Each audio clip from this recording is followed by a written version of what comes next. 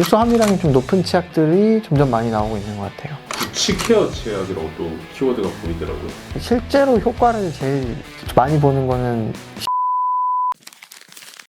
먼저 안녕하세요. 안녕하십니까.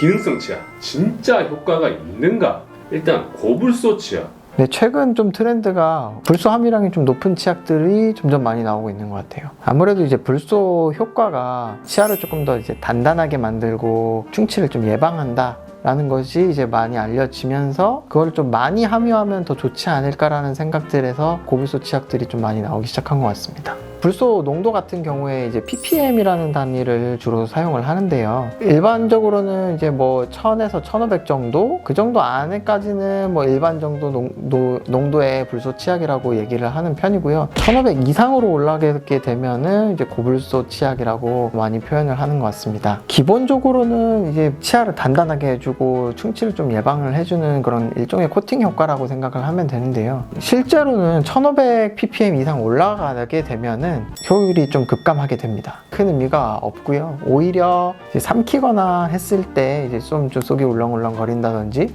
그런 부작용이 조금 더 증가할 수 있는 부분도 있고, 실제로 이제 불소 치약을 사용을 했을 경우에 횟수를 얼마나 자주 사용하느냐 그리고 얼마나 오래 닦아주느냐가 그 불소가 적용되는 데 있어서 더 중요한 부분이고, 농도가 과도하게 어느 정도 이상으로 올라가는 거는 크게 효과가 없다라는 연구들도 많이 있습니다.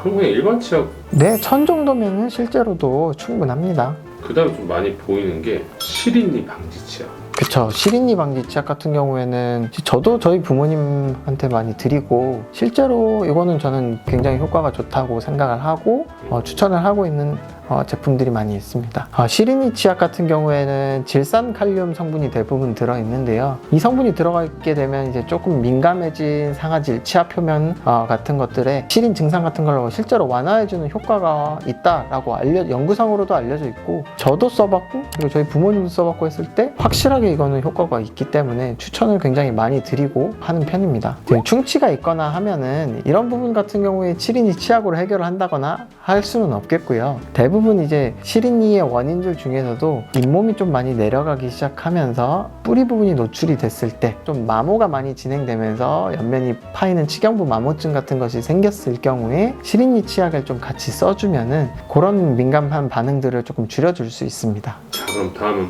미백 치약.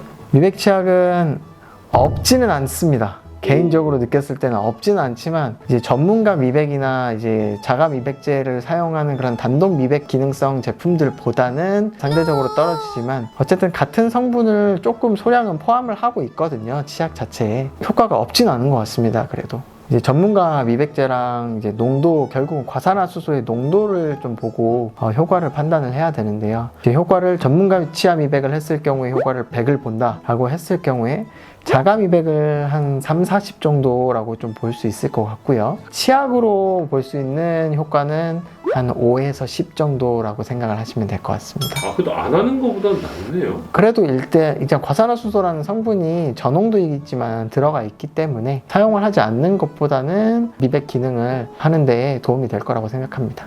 그 성분이 오래 머물러야 되잖아요. 네. 오래 닦는 게 좋아요?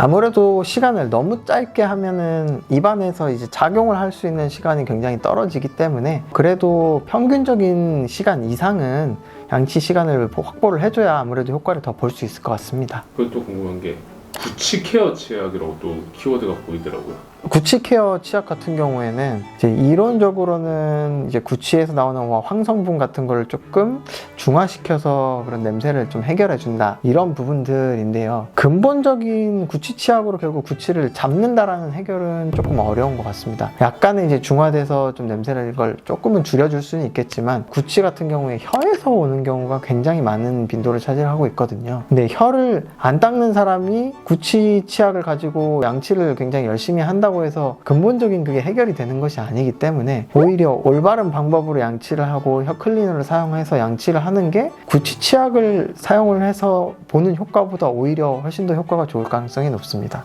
그런 키워드도 많이 보이던데, 계면 활성제는 무슨 역할을 하는 거예요? 계면활성제는 이제 거품을 내주는 역할을 하는 거기 때문에 대부분 완전히 이제 천연 성분으로 이루어진 치약이 아니고서는 계면활성제는 대부분 조금씩은 다 들어가 있다고 보시면 되고요. 이제 뭐 특별히 기능성이라기보다 계면활성제가 제가 안 물어본 것 중에 원장님 생각하실 때 또 효과가 좀 있는 기능성 치약이 있어요? 이제 나와 있는 제품들 같은 경우에는 뭐 충치 케어도 있고 하기는 한데 실제로 효과를 제일 많이 보는 거는 시린이 치약. 그건 진짜 제 주변도 평이 좋더라고요. 네네, 굉장히.